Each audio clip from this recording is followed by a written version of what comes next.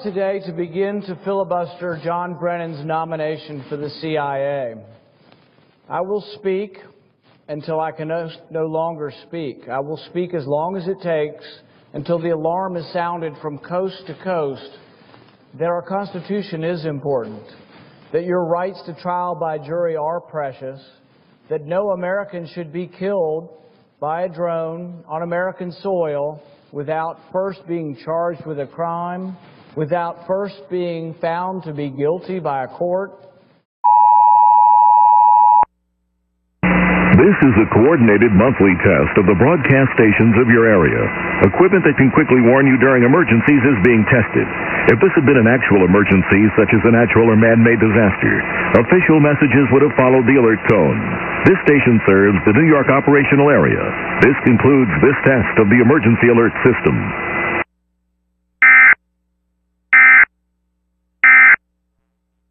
Or not, but it should have been. September 30th, it was 100,000 marks. October 15th, it was a couple of million marks for a loaf of bread. It was a chaotic situation. Out of that chaos, Hitler was elected democratically. They elected him out of this chaos. The point isn't that anybody in our country is Hitler. I'm not accusing anybody of being that evil. I think it's an overplayed and a misused analogy. But what I am saying is that in a democracy, you could someday elect someone who is very evil. That's why we don't give the power to the government. And it's not an accusation of this president or anybody in this body. It's a point to be made historically that occasionally even a democracy gets it wrong. So when a democracy gets it wrong, you want the law to be there in place. You want this rule of law. As I mentioned, Hayek said that this is what distinguishes us. Nothing distinguishes us more clearly from arbitrary government and a government of whims and a rule of law, and a stable and consistent government as the rule of law.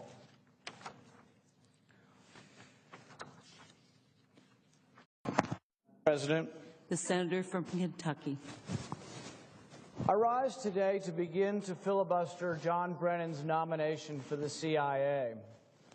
I will speak until I can no longer speak. I will speak as long as it takes until the alarm is sounded from coast to coast that our Constitution is important, that your rights to trial by jury are precious, that no American should be killed by a drone on American soil without first being charged with a crime, without first being found to be guilty by a court, that Americans could be killed in a cafe in San Francisco or in a restaurant in Houston or at their home in Bowling Green, Kentucky, is an abomination.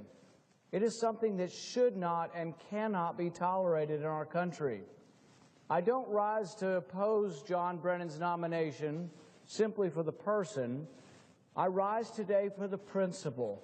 The principle is one that as Americans we have fought long and hard for, and to give up on that principle, to give up on the Bill of Rights, to give up on the Fifth Amendment protection that says that no person shall be held without due process, that no person shall be held for a capital offense without being indicted.